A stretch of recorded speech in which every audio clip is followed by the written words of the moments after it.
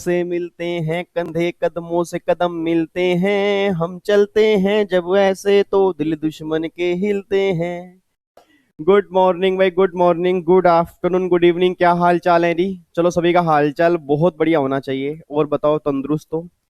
Family में सारे बढ़िया हैं? बच्चा कह रहा है सर भगवान जी की कृपा है। बस मैं कह रहा हूँ कृपा इतनी बनी रहे ना, आप सोच भी नहीं सको भगवान जी आपके ऊपर इतनी कृपा करें। ठीक है, चलो इधर सुना ध्यान से। तो आज हमारी फाइनली अमेंडमेंट क्लास नंबर 5 आज हमें स्टार्ट करनी है। 4 अमेंडमेंट क्लास हमारी पूरी कंप्लीट हो चुकी हैं और 2 चैप्टर के अमेंडमेंट हम कंप्लीट कर चुके हैं। एक तो बेसिक कॉन्सेप्ट की अमेंडमेंट्स भी कंप्लीट की, साथ में प्रैक्टिकल क्वेश्चंस भी किए।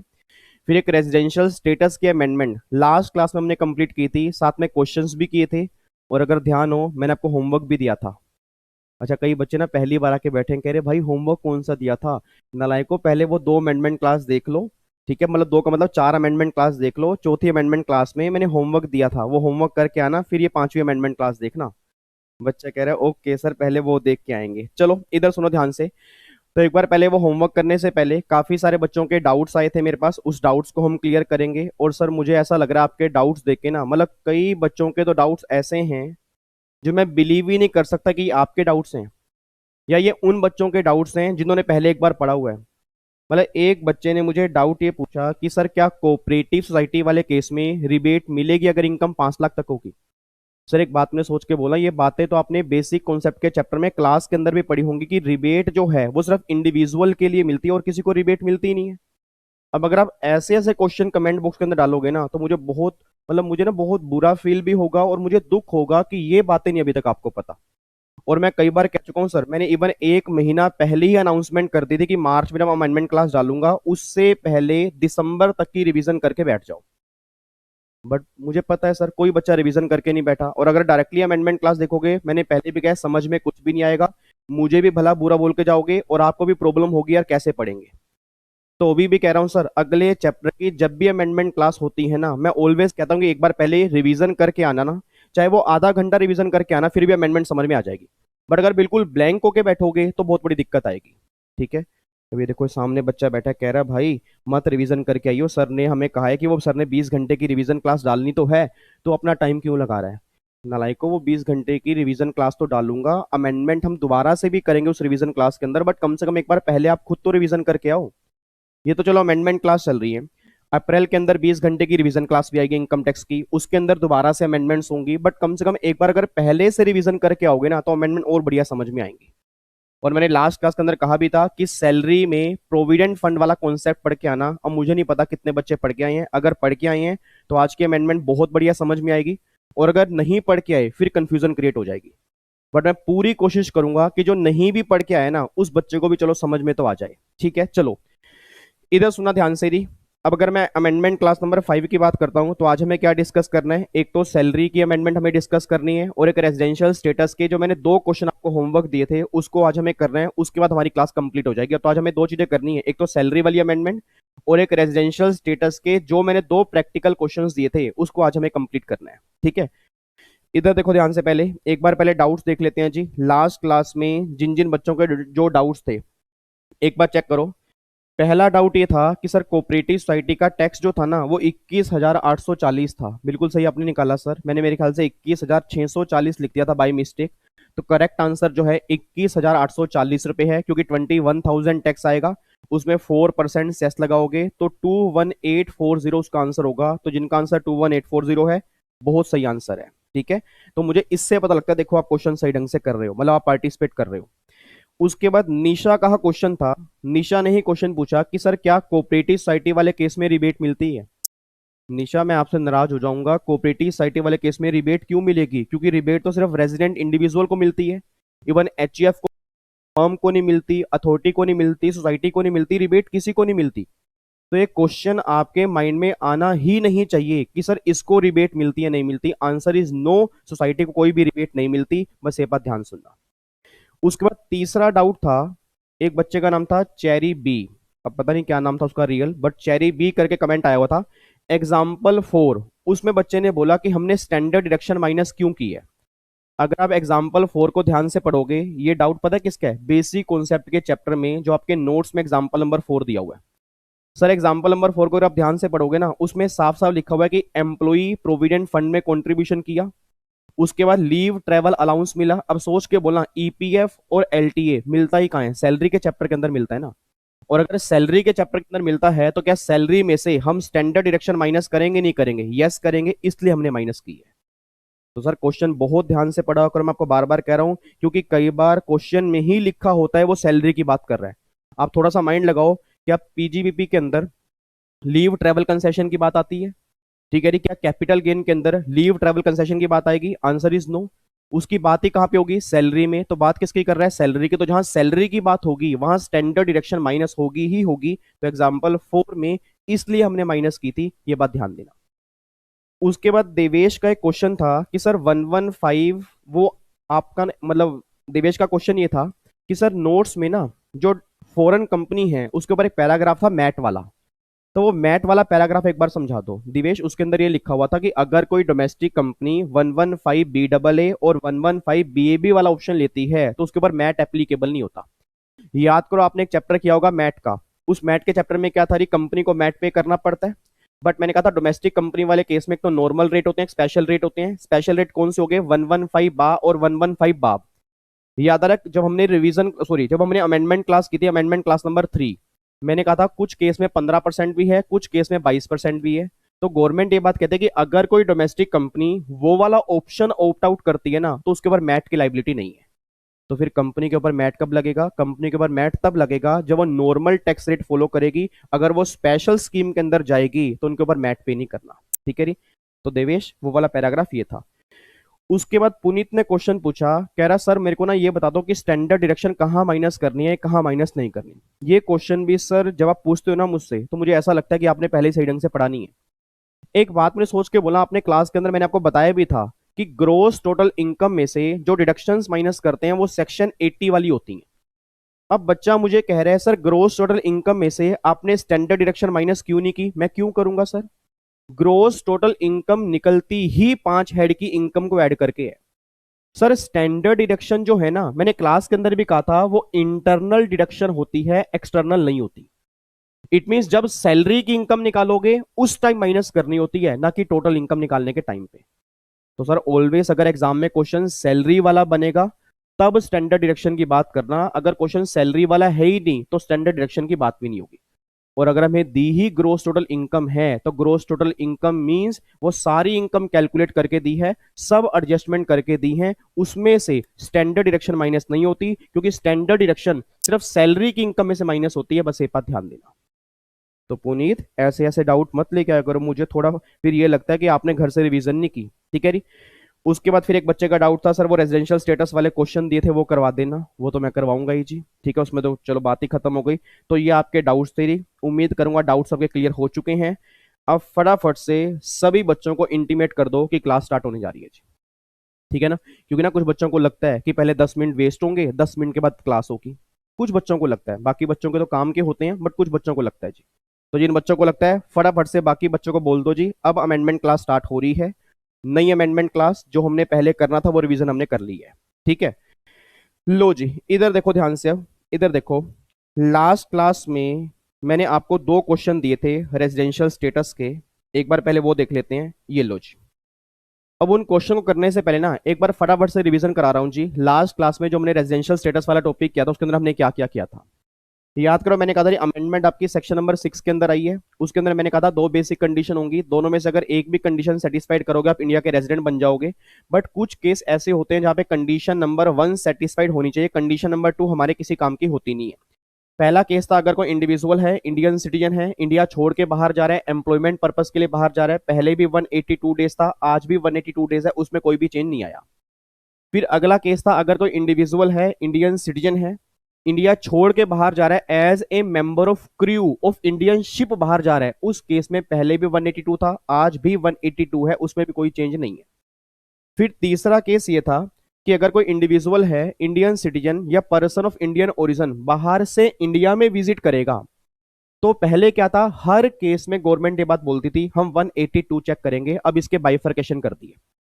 अब गवर्नमेंट कह रही है कि अगर उस पर्सन की टोटल इनकम फॉरेन सोर्स की इनकम को छोड़ के 15 लाख तक है, अगर उसकी टोटल इनकम फॉरेन सोर्स की इनकम को छोड़ के 15 लाख तक है, फिर तो ओल्ड लॉ ही एप्लीकेबल होगा, मतलब 182 डेज ही चेक करेंगे।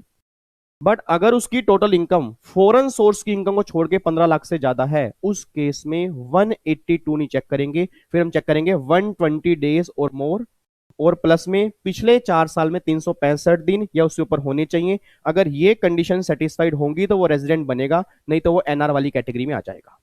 ठीक है, एक तो ये अमेंडमेंट आई।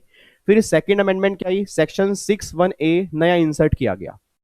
उसमें क्या लिखा गया कि अगर कोई इंडिविजुअल है, इंडियन सिटीजन है, उसकी टोटल इनकम फॉरेन सोर्स की इनकम को छोड़ के 15 लाख से ज्यादा है और वो किसी दूसरी कंट्री में टैक्स पे करने के लायबल नहीं है, तो उसको इंडिया का रेजिडेंट मान लिया जाएगा। और जो ये दोनों रेजिडेंट बनेंगे ना, उसको NOR वाली कैटेगरी में ट्रीट करेंगे, ROR वाली कैटेगरी में ट्रीट नहीं करेंगे। ये अमेंडमेंट टोटल आई थी जी। ठीक है, तो ये सारी अमेंडमेंट की रिवीजन करने के बाद अब एक बार दो क्वेश्चन देखते हैं जी। क्वेश्चन क्या थे, आओ जी एक बार क्वेश्चन पढ़ना। क्वेश्चन ये है, mister Badam ji Indian citizen थे, मिस्टर बादाम एक इंडियन सिटीजन है, visit in India 15 July 2020 and return to outside India 18 December 20। His total income other than foreign source income, पहले केस में 11 लाख है, दूसरे केस में 18 लाख है, पिछले 4 साल में 380 दिन है। वो कह रहे इसका रेजिडेंशियल स्टेटस बता दो। मेरा पूरी क्लास से क्वेश्चन है जी, वो इंडिया में आया कब था, 15 जुलाई।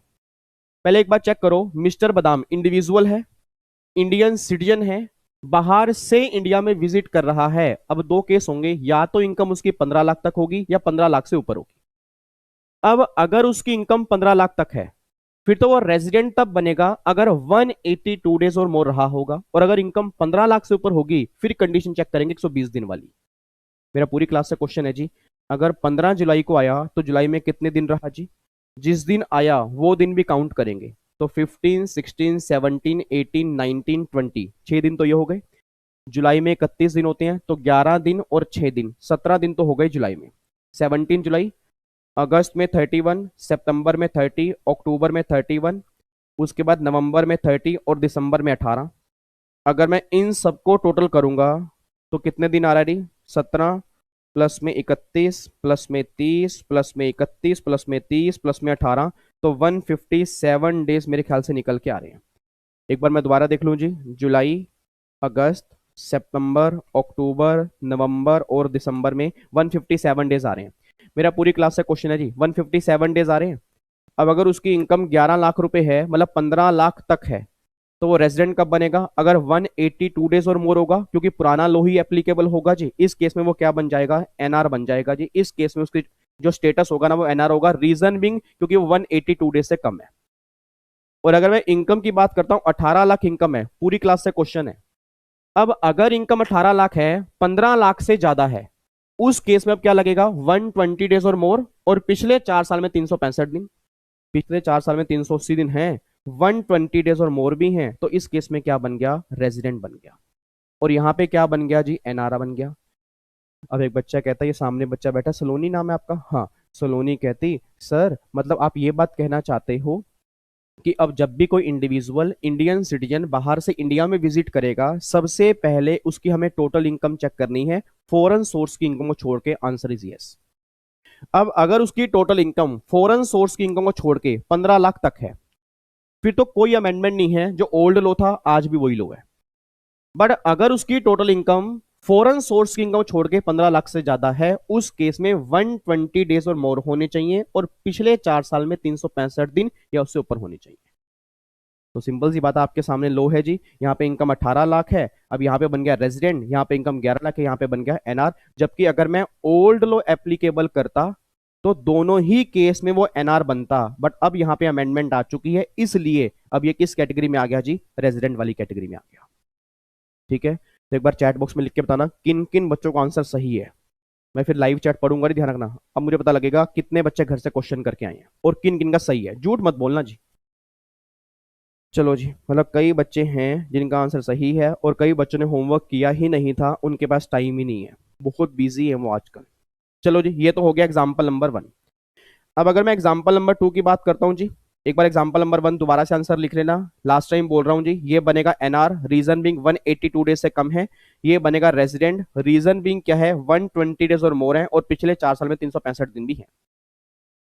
अब अगर मैं एग्जाम्पल 2 की बात करता हूँ, एग्जाम्पल 2 पे आ जाओ। अब बादाम नहीं है, अब बात करेंगे जी काजू की। मिस्टर काजू एक इंडियन सिटीजन है, रिजाइडिंग इन दुबई सिंस 1995, मतलब बाहर रहता है वो। ही विजिट इन इंडिया ऑन 15 नवंबर 20, और वापिस कब चला गया? 18 दिसंबर चला गया। He is not liable to pay tax in any other country, वो किसी भी कंट्री में टैक्स पे करने के लाइबल नहीं है। मेरा पूरी क्लास से क्वेश्चन है, पहली बात, क्या वो रेजिडेंट बनेगा या वो नॉन रेजिडेंट बनेगा? बच्चा कहता है सर इसमें दिन अगर काउंट करेंगे तो 15 नवंबर है, तो नवंबर में 30 दिन होते हैं, जिस दिन आया वो दिन भी काउंट करेंगे, 15, 16, 17, 18, 19, 20, 6 दिन तो ये हो गए, 10 दिन और हो गए, तो नवंबर में हो गए 16 दिन और दिसंबर में हो गए 18 दिन। टोटल कितने हो गए जी? 34 डेज हो गए। मेरा पूरी क्लास से क्वेश्चन है, अब अगर 34 डेज हो गए, ये रेजिडेंट बनेगा या नॉन रेजिडेंट बनेगा? सर रेजिडेंट बनेगा या एनआर बनेगा? सर रेजिडेंट बनेगा। बच्चा कह रहा है एनआर बनेगा क्योंकि बेसिक कंडीशन सेटिस्फाइड ही नहीं कर रहा। नालायकों, मैंने कल भी कहा था कि अगर आप सेक्शन 6(1)(a) में कवर हो जाते हो, अगर आप सेक्शन 6(1)(a) में कवर हो जाते हो, आपकी टोटल इनकम फॉरेन सोर्स की इनकम को छोड़ के 15 लाख से ज्यादा है, और आप किसी दूसरी कंट्री में टैक्स पे करने के लायबल नहीं हो, तो माने या ना मानो, मानना ही पड़ेगा आप इंडिया के रेजिडेंट हो, चाहे इंडिया में कितने ही दिन क्यों नहीं रहे आप। बच्चा कहता है बट पहले ये तो निकालो फॉरेन सोर्स की इनकम कोई कितनी है और उसको छोड़ के इनकम कितनी है, निकाल लो जी। इधर देखो ध्यान से, income arise outside India but control from India 8 lakh, तो ये इनकम काउंट करेंगे क्योंकि ये इनकम फॉरेन सोर्स की इनकम नहीं मानते हम। सर ये बातें मुझसे बार बार मत पूछना कि फॉरेन सोर्स की इनकम में क्या आता है क्या नहीं आता, ये बातें लास्ट क्लास में डिटेल में आपको समझा चुका हूं कि फॉरेन सोर्स की इनकम में वो सारी इनकम आती है जो आपने बाहर कमाई है, बाहर रिसीव की है, बट कुछ इनकम को छोड़ के। कौन कौन सी इनकम को छोड़ के? ऐसी इनकम जो बाहर कमाई है, कंट्रोल इंडिया में है, वो फॉरेन सोर्स की इनकम में नहीं आती। ऐसी इनकम जो बाहर कमाई है, उसका प्रोफेशन इंडिया में सेटअप है, वो फॉरेन सोर्स की इनकम में नहीं आती। ऐसी इनकम जिसको इंडिया में कमाया गया मान लिया जाता है सेक्शन 9 के अंदर, वो भी फॉरेन सोर्स की इनकम में नहीं आती। तो एक बात मुझे बताओ, कमाई बाहर है, कंट्रोल इंडिया में है, तो ये इनकम फॉरेन सोर्स की नहीं है, तो मतलब 8 लाख रुपए तो ये हो गए। Income arise received outside India और कंट्रोल आउटसाइड इंडिया, तो ये इनकम हो गई फॉरेन सोर्स की, इस इनकम को मैं काउंट नहीं करूंगा, 10 लाख बाहर निकाल दो। इनकम अराइज इन इंडिया, बात ही खत्म हो गई जी। अगर इनकम इंडिया में ही कमाई है तो ये इनकम फॉरेन सोर्स की इनकम नहीं है, तो 9 लाख तो ये हो गया, 8 लाख ये हो गया, 17 लाख रुपए की इनकम आ गई। मेरा पूरी क्लास का क्वेश्चन है जी। अब अगर इनकम 17 लाख रुपए आ चुकी है, 15 लाख से ज्यादा है, किसी भी कंट्री में टैक्स पे करने के लायबल नहीं है, चाहे वो इंडिया में 34 डेज ही क्यों ना रहा हो, तो भी वो क्या बन जाएगा? रेजिडेंट बन जाएगा। इस तरह से क्वेश्चन बनेंगे जी। बच्चा कहता है सर थैंक यू, आपने ये वाला एग्जाम्पल हमें करवा दिया, हमें ना कल डर लग रहा था कि अगर ऐसा क्वेश्चन बना तो कैसे करेंगे। तो सर टेंशन की बात नहीं है, मैं सिंपल सी बात कह रहा हूं, अगर आपने प्रोविजन सही ढंग से समझे है ना, क्वेश्चन कहीं से बन जाए। बस एक बात ध्यान देना कि जो भी पर्सन 6(1)(a) में कवर होगा, डीम्ड रेजिडेंट वाले कॉन्सेप्ट में कवर होगा, उसमें नंबर ऑफ डेज की कोई भी टाइम लिमिट नहीं है। उसमें तो बस ये लिखा है कि इनकम 15 लाख से ज्यादा हो, किसी भी कंट्री में टैक्स पे करने के लायबल नहीं हो, तुम इंडिया के रेजिडेंट मान लिए जाओगे अगर तुम इंडियन सिटीजन हो। अगर तुम इंडियन सिटीजन हो तो प्रोविजन जो है वो इंडियन सिटीजन पर है, इंडियन ओरिजिन पर नहीं है। अगर आप 6(1)(a) को ध्यान से पढ़ोगे, कल की अमेंडमेंट क्लास ध्यान से सुनोगे, आप ध्यान से देखना, वहां पे 6(1)(a) में इंडियन सिटीजन वर्ड लिखा हुआ है, इंडियन ओरिजिन वर्ड नहीं लिखा हुआ। तो इंडिविजुअल है, इंडियन सिटीजन है, उसकी टोटल इनकम फॉरेन सोर्स की इनकम छोड़ के 15 लाख से ज्यादा है, किसी भी कंट्री में टैक्स पे करने के लायबल नहीं है, तो वो रेजिडेंट बन जाएगा इंडिया का, चाहे वो इंडिया में 50 दिन रहा हो, चाहे वो इंडिया में 10 दिन रहा हो, चाहे वो रहा भी ना हो, तो भी वो क्या बन जाएगा? रेजिडेंट बन जाएगा। ठीक है, तो देखो मैंने क्या मांगा जी, एक तो बताओ रेजिडेंशियल स्टेटस काजू का, तो ये बनेगा रेजिडेंट, और साथ में क्या बनेगा जी? RNOR बनेगा। याद करो मैंने कहा था डीम्ड रेजिडेंट को हम RNOR वाली कैटेगरी में डालते हैं। अब अगर RNOR है तो कौन कौन सी इनकम टैक्सेबल होगी? ये वाली इनकम टैक्सेबल होगी जी, कंट्रोल इंडिया में 8 लाख ये टैक्सेबल होगी और 9 लाख ये टैक्सेबल होगी। ये इनकम जो कमाई बाहर है, रसीद बाहर की है, कंट्रोल भी बाहर है, तो ये इनकम उसके हाथ में टैक्सेबल नहीं होगी, तो 17 लाख रुपए की इनकम टैक्सेबल होगी RNOR के हाथ में। लो जी, ये हमारा आंसर आ गया। तो ये एग्जाम्पल नंबर 2 है जी। कोई दिक्कत हो, परेशानी हो, मुझसे पूछ लेना जी। ठीक है, तो अब जाके 2 एग्जाम्पल हमने कंप्लीट कर लिए, और लास्ट क्लास में रेजिडेंशियल स्टेटस की अमेंडमेंट हमने डिटेल में कंप्लीट कर ली थी जी। ठीक है, और आज मैंने आके रिवीजन भी करवा दिया आपको। ठीक है, लो जी, अब जाके फाइनली रेजिडेंशियल स्टेटस जो है हमारा खत्म हो जाता है। कोई दिक्कत तो नहीं है? अब मैं आगे बढ़ूं? बच्चा कहता है यस सर। बढ़े जी आगे, चलो। इधर सुना ध्यान से। अब ये अमेंडमेंट कंप्लीट करने के बाद ना, ये अमेंडमेंट कंप्लीट करने के बाद अब मैं अगली अमेंडमेंट के ऊपर आ रहा हूं। जो अगली अमेंडमेंट हमारी है सैलरी के चैप्टर की, ये लो रही chapter number 3, that is chapter है हमारा सैलरी का।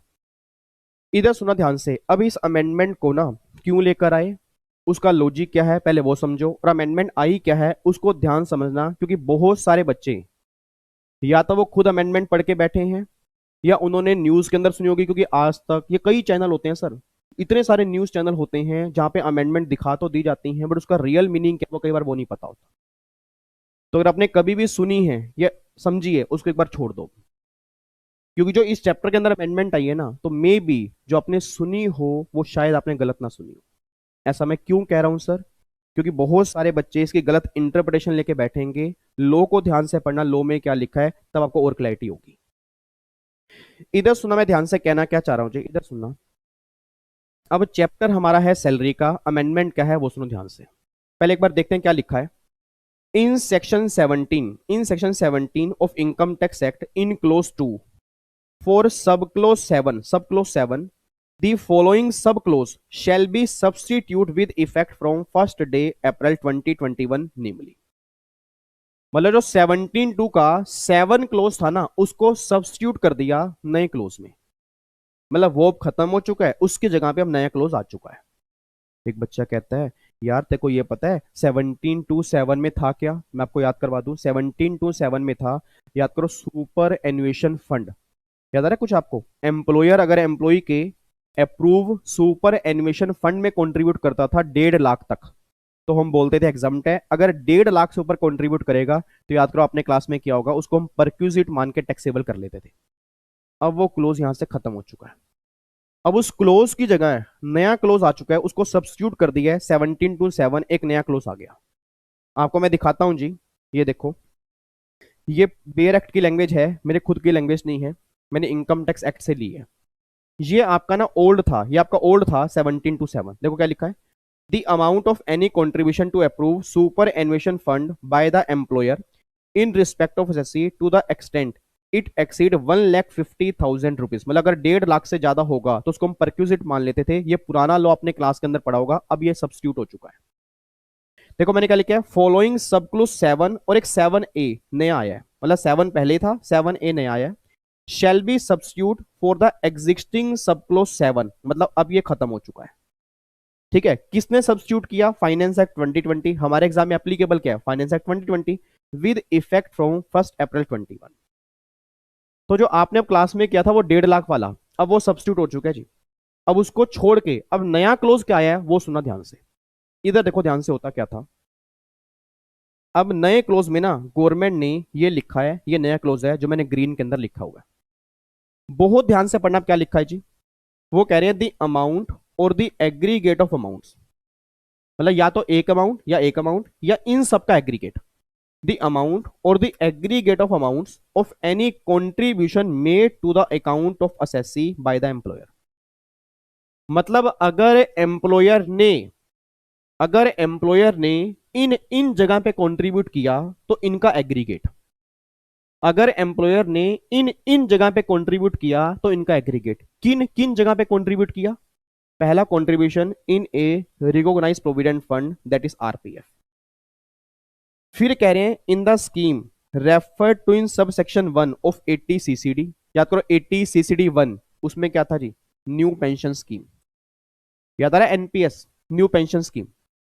It mean in the scheme refer to in section sub section 1 of section 80 CCD, मतलब 80 सीसीडी 1 में कंट्रीब्यूट किया and in an approved superannuation fund to the extent it exceed 7,50,000 in a previous year. मतलब अगर ये contribution aggregate 7.5 lakh से ऊपर होगा तो अब एम्प्लॉय के हाथ में परक्यूजिट बन के टैक्सेबल हो जाएगा।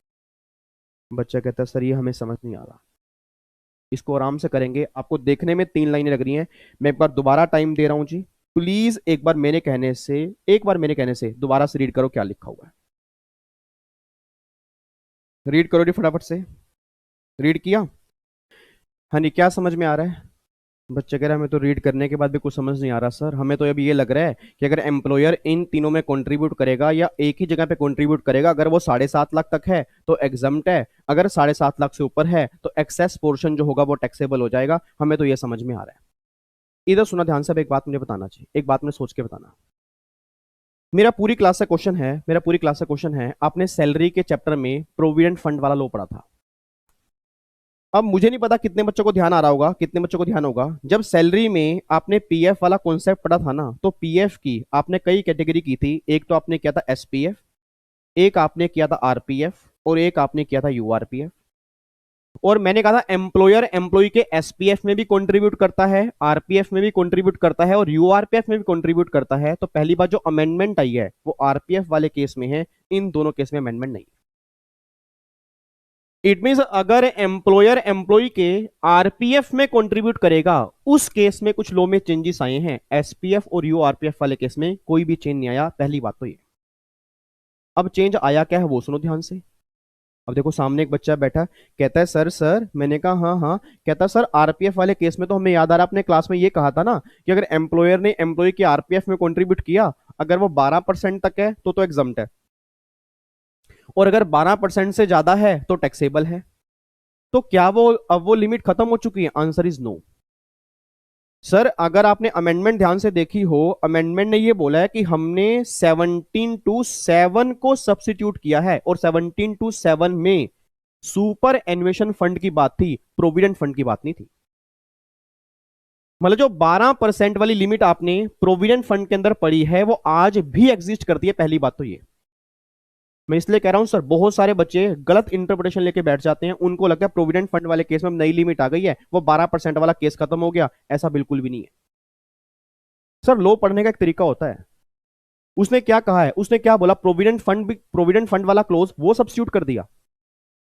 सोच के बोला, उसने क्या बोला, हमने 17 to 7 जो पुराना था, जिसमें 1.5 लाख की लिमिट थी, कौन सी लिमिट थी? 1.5 लाख की, अप्रूव सुपर एन्युएशन फंड वाली, वो हमने सब्स्टिट्यूट कर दी है। बट उसके साथ में हम दो चीजें और भी लेकर आ गए हैं।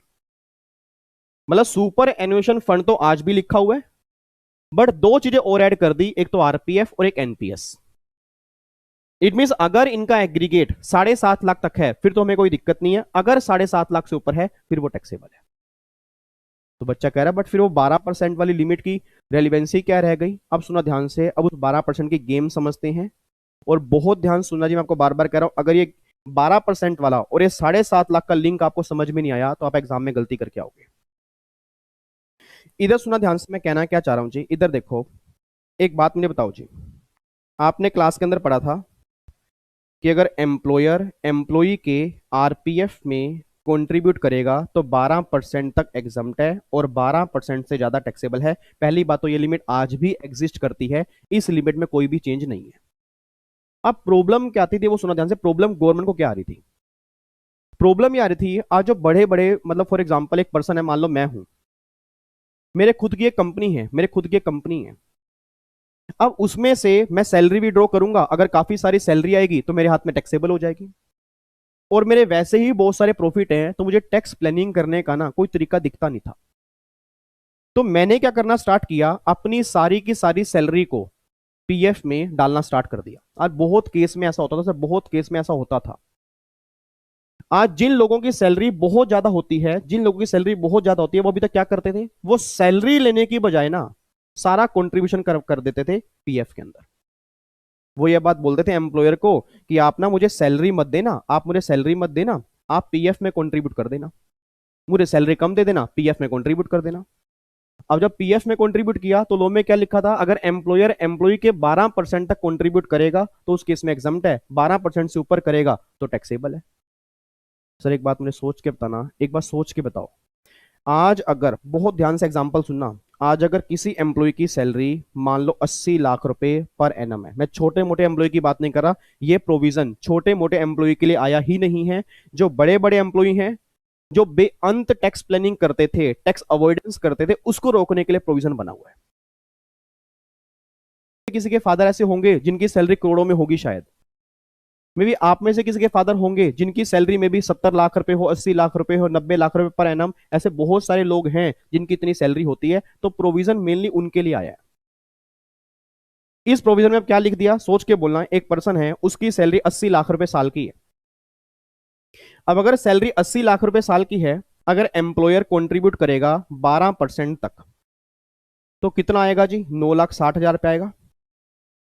9,60,000 रुपये आएगा। और उससे ऊपर वाला जो होगा वो टैक्सेबल होगा। अभी तक ये लो था कि 12% तक कंट्रीब्यूट करोगे तो एग्जम्प्ट है, 12% से ऊपर वाला टैक्सेबल है। अभी तक आपने क्लास में यही लो पढ़ा था।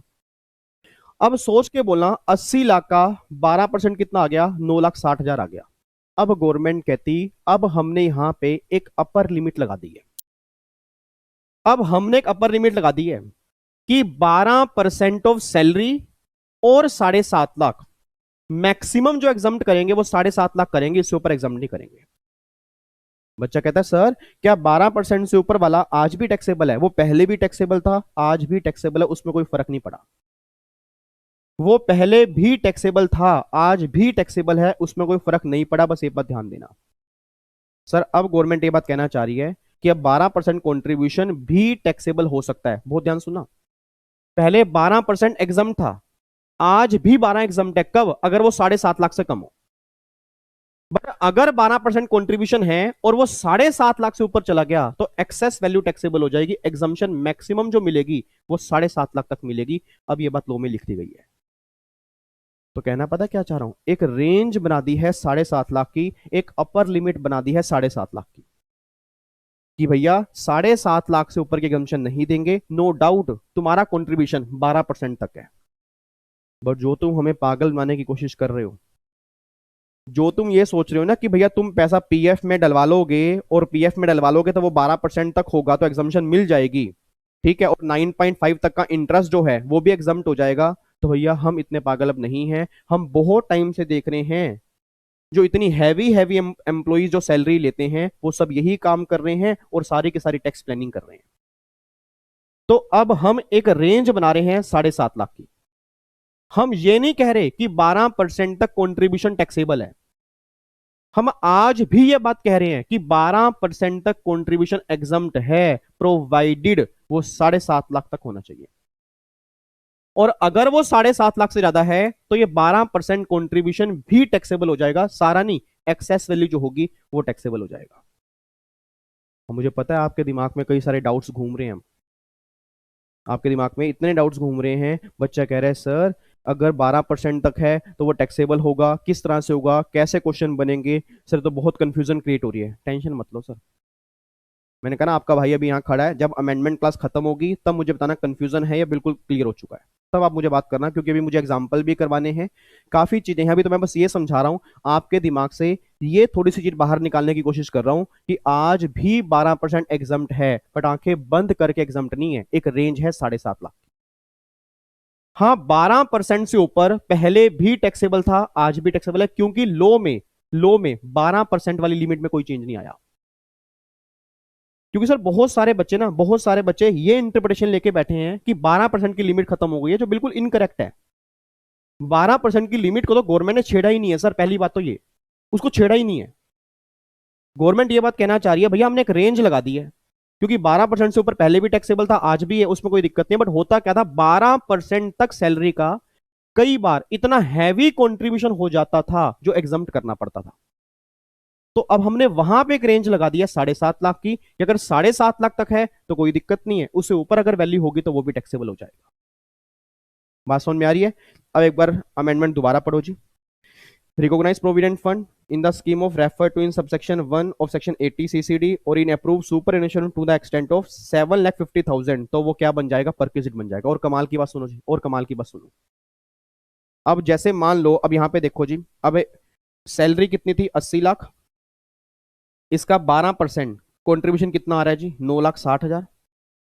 9,60,000 आ रहा है। तो गवर्नमेंट ने क्या बोला कि भैया वैसे अभी ये पहले एग्जाम्प्ट था, जो सामने बच्चे बैठे हैं दिसंबर तक अभी आप एग्जाम्प्ट करते थे पूरा का पूरा 9,60,000, क्योंकि 12% तक है। अब गवर्नमेंट ने बोला इसमें से अब 7.5 लाख माइनस कर दे, इतना एग्जाम्प्ट होगा बस। अब अगर 7.5 लाख माइनस कर दूंगा तो 9,60,000 माइनस में 7.5 लाख, तो ये 2,10,000 रुपए जो है, अब ये टैक्सेबल परक्विजिट बन जाएगा एम्प्लॉय के हाथ में। पहली बात तो ये।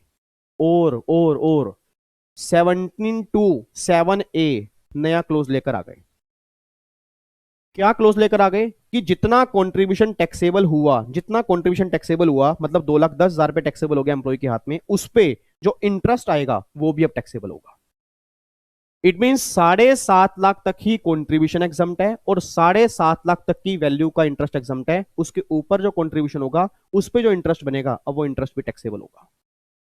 और ये बात मैं नहीं कह रहा सर, ये देखो लॉ में 7A ऐड हो चुका है जी, अब 7A ये नया आया है। देखो क्या लिखा है, the annual accretion by way of interest, dividend और any other amount of similar nature during the previous year to the balance at the credit of the fund और scheme under subclause 7 to the extent it relate to the contribution referred to in subclause which is included in total income under the said subclause in any previous year computed in such manner as may prescribe।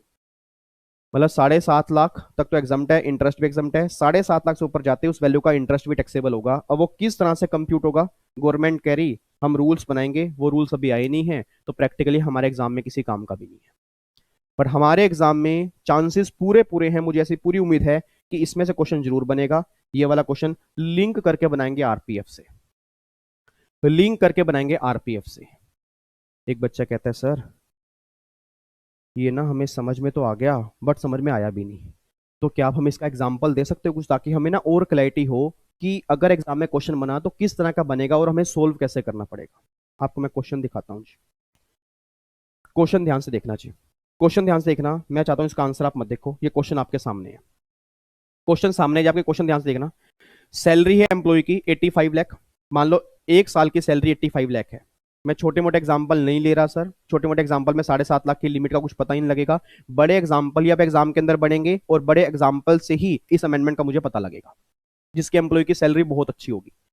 Salary employ की पूरे साल की 85 lakh, employer ने contribute किया, कहां contribute किया, उसने 12% of salary का कंट्रीब्यूट किया आरपीएफ में 10,20,000, फिर 2.5 लाख रुपए कंट्रीब्यूट किया एनपीएस में और 3 लाख रुपए कंट्रीब्यूट किया अप्रूव सुपरएनुएशन फंड में। ये उसने कंट्रीब्यूशन किया, ये अलग अलग दिया हुआ है। मेरा पूरी क्लास से क्वेश्चन है, मेरा पूरी क्लास से क्वेश्चन है, अभी तक दिसंबर तक नवंबर दिसंबर तक जो भी आपने पुराना लॉ पढ़ा था उसमें आपने क्या पढ़ा था कि अगर सैलरी 85 लाख है तो मैं क्लास में समझाता था इसका 12% आ गया 10,20,000, तो इतना कंट्रीब्यूशन एग्जम्प्ट है। याद करो हम क्लास में बोलते थे कि सैलरी का 12% एग्जम्प्ट है, 12 से ऊपर वाला टैक्सेबल है, हम क्लास में ये बोलते थे। अब इसका 12% कितना आ गया 10,20,000, फिर एनपीएस में कितना है 2.5 लाख है और अप्रूव फंड में कितना है 3 लाख रुपए। इन सबका एग्रीगेट कितना आ गया, इन सबका एग्रीगेट आ गया 10,20,000 प्लस में 2.5 लाख प्लस में 3 लाख रुपए, टोटल मिला के आ गया 15,70,000 रुपए। अब गवर्नमेंट कह रही है हमने यहां पे अब एक अपर लिमिट लगा दी है, हमने यहां पे एक अपर लिमिट लगा दी है 7.5 लाख की। देखो जी 1570 में से अब 7.5, देखो जी क्या लिखा है, now exempt amount as per finance act 2020 7.5 lakh. अब जो बैलेंस 8,20,000 है that is taxable amount in hands of employee under section 17(2)(7 जो नया अभी क्लोज आया है, जो सब्स्टिट्यूट हुआ है। मतलब अब गवर्नमेंट कह रही विवेक कि जो ये तीनों में कंट्रीब्यूशन है अगर ये 7.5 लाख तक है तो कोई दिक्कत नहीं है, बट अगर ये 7.5 लाख से ऊपर है तो जो वैल्यू 7.5 लाख से ऊपर होगी ना वो एम्प्लॉय के हाथ में अब से टैक्सेबल परक्यूसिट बन जाएगा। तो कितना टैक्सेबल परक्यूसिट बन गया 8,20,000। अब आगे देखो क्या लिखा है, एनी इंटरेस्ट और dividend received on 8,20,000 shall also be taxable as perquisite as per 17(2)(7)(a, ये टैक्सेबल होगा। अब इस इंटरेस्ट की कैलकुलेशन कैसी होगी वो मैंने कहा ना गवर्नमेंट रूल्स बताएगी, वो रूल्स अभी नोटिफाइड हुए नहीं है तो हमारे किसी काम के भी नहीं है, क्योंकि जब नोटिफाइड होंगे तब की तब बात है। तो आपके एग्जाम के लिए, जिनके एग्जाम मई या जून में है, उनके एग्जाम के लिए 8,20,000 पे टैक्सेबल है और उस पर आने वाला इंटरेस्ट टैक्सेबल है। अब वो इंटरेस्ट कैसे कैलकुलेट करेंगे वो कैलकुलेशन हमारे एग्जाम में किसी काम की नहीं है, ठीक है, क्योंकि वहां पे लिखा है एज मे बी प्रिस्क्राइब, तो जब प्रिस्क्राइब करेंगे तब की तब देखेंगे, ठीक है। अब एक बच्चे के मन में डाउट आ गया, कह रहा यार मुझे ना ये समझ नहीं आ रहा कि अब मैं क्या समझूं। मतलब पहले तो ये 10,20,000 पूरा एग्जम्प्ट होता था, क्योंकि 10,20,000 से ऊपर अगर कंट्रीब्यूशन था तो वो पहले टैक्सेबल होता था, तो वो तो आज भी टैक्सेबल है। बट ये 10,20,000 भी अब मेरे अकॉर्डिंग तो टैक्सेबल हो रहा है। आंसर इज यस सर, मैं यही समझाना चाह रहा हूं, मैं आपको बार बार यही समझाना चाह रहा हूं कि 12% कंट्रीब्यूशन भी अब टैक्सेबल हो सकता है अगर वो 7.5 लाख से ऊपर उसकी रेंज आ चुकी है। मतलब गवर्नमेंट ने एक अपर लिमिट दे दिया 7.5 लाख कि इससे ऊपर अगर कंट्रीब्यूशन करोगे ना तो उस केस में आपके हाथ में टैक्सेबल होगा। बट अब इधर देखना ध्यान से, एक बच्चे ने अभी 7.5 लाख की लिमिट को ले लिया गलत। मेरे सामने बच्चा बैठा, क्या नाम है आपका? आपकी बात कर रहा हूं, क्या नाम है? रेनू? प्रीति? हाँ, प्रीति ने गलत ले लिया।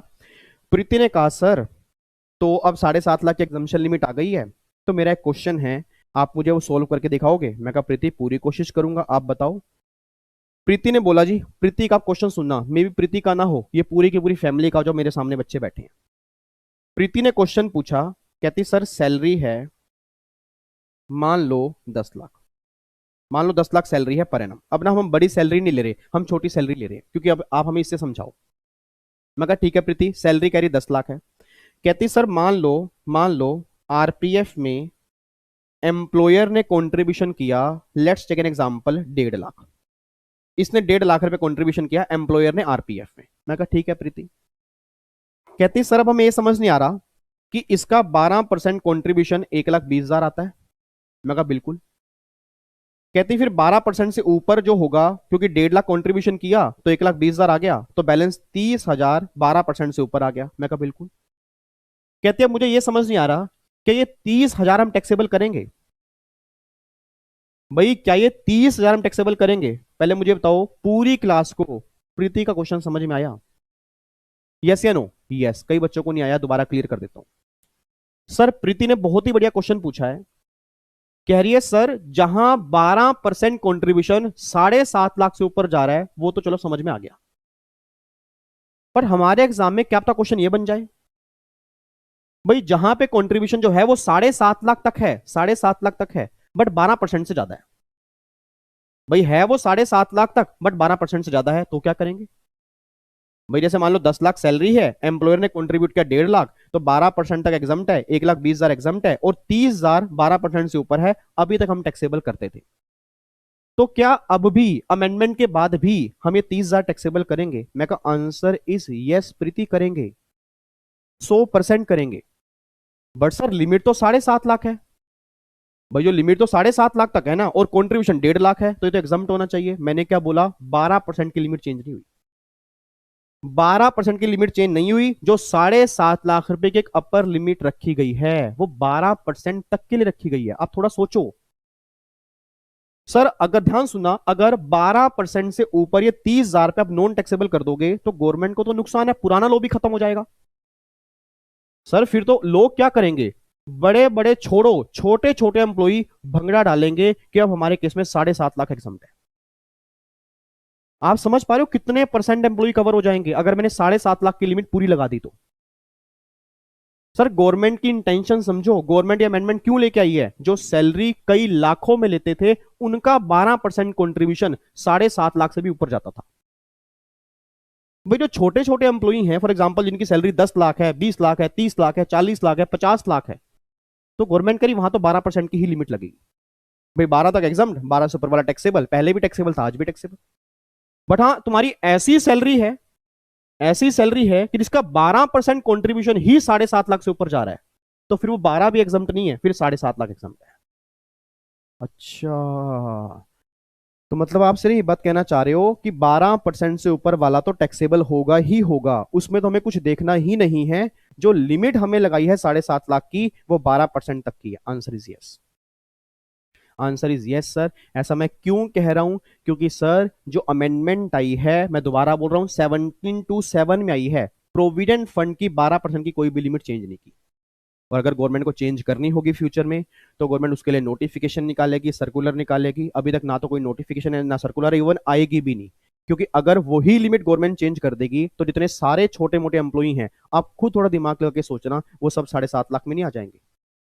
फिर तो उनको बहुत मजे मिल जाएंगे। सोच के बोलना, जो अभी तक जिनकी सैलरी पूरे साल की 10 लाख है, आपके फादर की सैलरी पूरे साल की 10-20-30 लाख तक होगी जी मेरे ख्याल से, जो बच्चे मेरे सामने बैठे हैं, मेरे फैमिली के जो बच्चे मेरे सामने बैठे हैं, इसमें से बहुत कम बच्चे होंगे जिनके फादर की सैलरी 80-90 या 1 करोड़ होगी। अब सोच के बोलना, ऑलवेज जितने बच्चे हैं सब मिडिल क्लास में हैं। अब अगर मिडिल क्लास के अंदर हम हैं तो हमारे लिए तो वही लो लगेगा ना जी, 12% एग्जाम, 12 से ऊपर वाला टैक्सेबल। अगर हम भी लिमिट 7.5 लाख की लगाने लग गए फिर तो सारा कॉन्ट्रीब्यूशन एग्जाम हो जाएगा। क्यों? हमारा इतना हैवी कॉन्ट्रीब्यूशन होता ही कहां है, फिर तो सब इसमें कवर हो जाएंगे। गवर्नमेंट ने कहा नहीं भैया, 12% से ऊपर तो पहले भी टैक्सेबल था, आज भी टैक्सेबल है। जो ये लिमिट लगाई है 7.5 लाख की, वो उन लोगों के लिए लगाई है हमने जिनका कॉन्ट्रीब्यूशन 12% होता था बट वो 7.5 लाख से भी ऊपर चला जाता था। ठीक है, अब मैं आपको दिखाता हूं इस अमेंडमेंट का क्रक्स। देखो मैंने आपके लिए कितना बढ़िया बनाया है, ये देखो जी। अब देखो जी क्या निकल के आ रहा है जी, क्रक्स क्या निकल के आ रहा है। अगर एम्प्लॉयर कॉन्ट्रीब्यूशन, ये नोटिंग कर लेना, अभी नहीं बट एम्प्लॉयर कॉन्ट्रीब्यूशन आरपीएफ अगर 12% तक है या 12% से ज्यादा है, अब सोच समझ के बोलना, अगर 12% से ज्यादा है तो always taxable irrespective of the amount, हमेशा ही टैक्सेबल होगा 12% से ज्यादा वाला, तो बात खत्म। हमेशा ही टैक्सेबल होगा 12% से ज्यादा वाला, उसकी अब टेंशन छोड़ दो। अगर 12% तक है, अगर 12% तक है और 7.5 लाख तक है, 12% तक है और 7.5 लाख तक है तो एग्जाम, 12% तक है बट 7.5 लाख से ज्यादा है तो एक्सेस वैल्यू हो गई टैक्सेबल। देखो क्या क्रक्स डायग्राम मैंने आपको बना के दे दिया, आप लाइफ में मुझे अप्रिशिएट करोगे कि सर वाकई मजा आ गया। सर पूछना अपने दोस्तों से जिन्होंने अमेंडमेंट पढ़ी हैं। मैं आपको बार बार कह रहा हूं, अमेंडमेंट कई बच्चे गलत इंटरप्रिटेशन लेके बैठे हैं, एग्जाम में जब क्वेश्चन बनेगा वो कंफ्यूज कर देंगे। क्योंकि बच्चों को पता क्या लगेगा, बच्चों को ये लगेगा 12% से ऊपर होगा बट होगा वो 7.5 लाख तक, बच्चे लगेंगे सारा एग्जाम है, कहेंगे वो 7.5 लाख तक है। उनको ये नहीं पता कि 12% की लिमिट आज भी एप्लीकेबल है। तो सर 12% की लिमिट में चेंज नहीं आया, चेंज जो है 17 to 7 में आया है। तीन चीजें कंबाइन कर दी हैं 7.5 लाख की, उसके बाद वो टैक्सेबल है। देखो मैंने एग्जाम्पल भी दिया है, एग्जाम्पल सैलरी मान लो 20 लाख है, एग्जाम्पल देखना जी, पहले ऐसा करो नोटिंग कर लो नालायक। मतलब मैं यहाँ क्वेश्चन समझा रहा हूँ, मेरा कलेजा निकल के बाहर आने को हो गया, इतनी जान लगा दी मैंने, और बच्चा नोटिंग कर रहा है, समझ नहीं रहा, कह रहा पहले नोटिंग कर लूँ, समझ तो बाद में लूंगा। सर ये समझने का टाइम, और ये क्लास यूट्यूब पे अपलोड होती है, आप बाद में भी नोटिंग कर सकते हो, पहले समझो ध्यान से। मैं आपको बार बार कह रहा हूँ बच्चों को अमेंडमेंट समझ नहीं आ रही, जब मैं समझा रहा हूँ बच्चा कह रहा है पहले मैं नोटिंग करूंगा। इधर देखो ध्यान से नालायक, सैलरी 20 लाख है और मान लो एम्प्लॉयर ने कंट्रीब्यूट किया 2,80,000। अब सोच समझ के बोलना, 12% कितना बना, 2,40,000, पहले भी एग्जाम था आज भी एग्जाम था क्योंकि 7.5 लाख तक है। और ये 40,000 जो 12% से ऊपर है ये टैक्सेबल होगा। ये मत कहना कि सर तो 7.5 लाख तक है, 12% से ऊपर वाला पहले भी टैक्सेबल होता था, आज भी टैक्सेबल होगा। मेरी बात समझ में आ रही है? तो ये अमेंडमेंट है आपकी सैलरी की, जिसको समझाने के लिए हमें टाइम लगा। ठीक है, और मैं चाहता हूं मैं आपको 2-3 क्वेश्चन दूं ताकि आप मुझे उसका आंसर दो और क्लैरिटी हो, और ताकि फिर हम फाइनली पैकअप कर दें कि हमारी सैलरी की अमेंडमेंट भी खत्म हो गई। लिखोगे क्वेश्चन? चलो ऐसा करो, मैं इतने पानी पी रहा हूं, फटाफट से इसकी फोटो क्लिक कर लो और नोटिंग कर लेना, फिर मैं क्वेश्चन दूंगा आपको।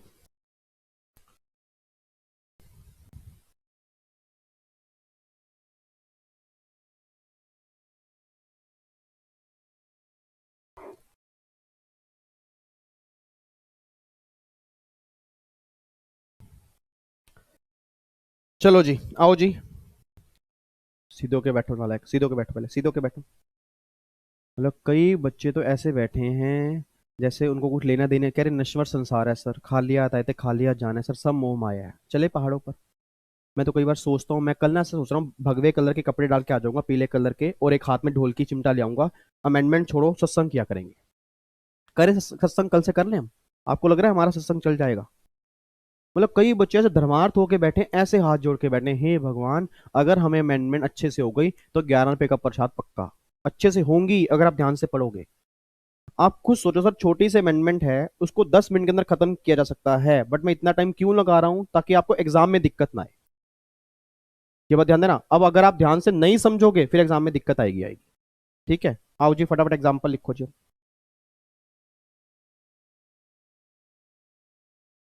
लिखो जी। Question 1, question 2, question 3।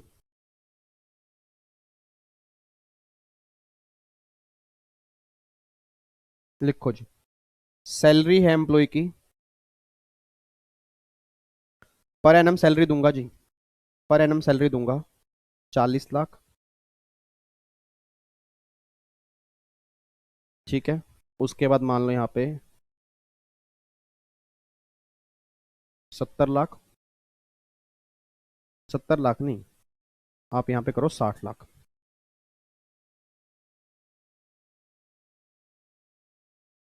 और यहाँ पे 90 लाख। ठीक है जी। Employer contribution in RPF, employer ने आरपीएफ में कंट्रीब्यूशन किया,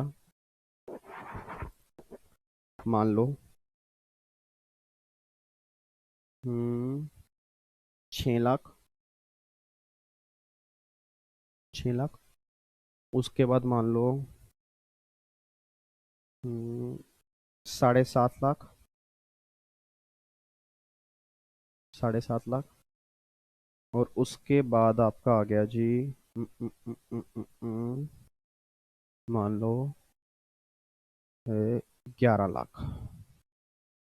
लो जी, आपको भी ये बताना है, आपको ये भी बताना है कितना कंट्रीब्यूशन एग्जम्प्ट है और कितना टैक्सेबल है। ठीक है, टैक्सेबल कंट्रीब्यूशन। ठीक है, और दूसरी बात आपको ये भी बताना है कि यहां अमेंडमेंट एप्लीकेबल होगी या नहीं होगी। अमेंडमेंट जो हमने की है वो एप्लीकेबल है या नहीं, आपको ये भी बताना है जी। लो जी, जल्दी बताओ जी फटाफट से, बस अब ये 3 क्वेश्चन मुझे करके दिखा दो। सैलरी के अमेंडमेंट में क्वेश्चन कहीं से बन जाए, मेरी क्लास का बच्चा गलत नहीं करेगा जी, मुझे इतना विश्वास हो जाएगा पक्का। जल्दी करो जी, मैं भी करता हूँ 40 लाख है और 6 लाख कंट्रीब्यूशन है। 6 लाख है तो 7.5 लाख तक है, सारा एग्जाम हो जाएगा। यस, सारा एग्जाम कर दो, सारा एग्जाम कर दो। 7.5 लाख तक है ना, और अगला भी 7.5 लाख तक है, एग्जाम कर दो। और तीसरे में 11 लाख है, 7.5 लाख से ऊपर है जो वो टैक्सेबल कर दो। ऐसे मत कर देना भूल के, जैसे मैंने बोला है। क्वेश्चन निकालो फटाफट, सही तरीके से निकालो जी आंसर। अच्छा, कई बच्चे बैठ गए, कह रहे हम क्यों निकालें, जब सर ने कमिटमेंट किया कि वो कराएंगे तो हम क्यों करें सर, हमारे हाथ थक जाते हैं, हम नहीं करेंगे। करो नलायको, आपके आपके एग्जाम में अगर ये क्वेश्चन बन गया तो आप आंसर क्या दे के आओगे, आंसर तो दे के आना पड़ेगा ना, ये वहां पे भी शांत बैठ जाओगे। और अगर सेम फिगर तो बनेगी नहीं, फिगर तो दूसरी बनेगी। तो अगर इसकी प्रैक्टिस करोगे तो इस तरह के क्वेश्चन आपको समझ में आएंगे। जल्दी करो फटाफट से जी, आओ जी, मैं भी निकालता हूँ साथ में टैक्सेबल। लो जी, एक बात में तनाव, ये 40 लाख है, 6 लाख कंट्रीब्यूशन है, तो पहले तो ऐसा करेंगे, यहाँ पे 40 लाख का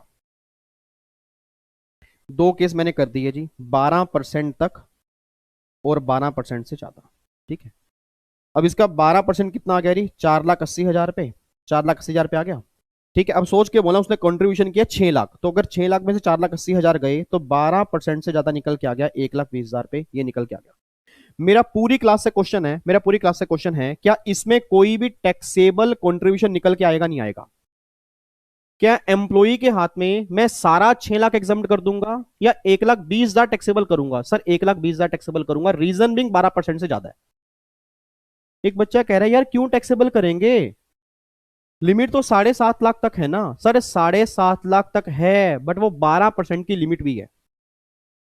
मेरी बात समझ नहीं पा रहे आप? 12% से ज्यादा तो पहले भी टैक्सेबल था, आज भी टैक्सेबल होगा, चाहे वो 7.5 लाख के बीच में क्यों ना आ रहा है, क्योंकि वो 7.5 लाख की लिमिट जो है ना वो 12% तक है। 12% से ऊपर तो पहले भी टैक्सेबल था, उसमें कोई दिक्कत नहीं है। तो मतलब यहां पे हमें कंट्रीब्यूशन टैक्सेबल करना पड़ेगा जी 1,20,000।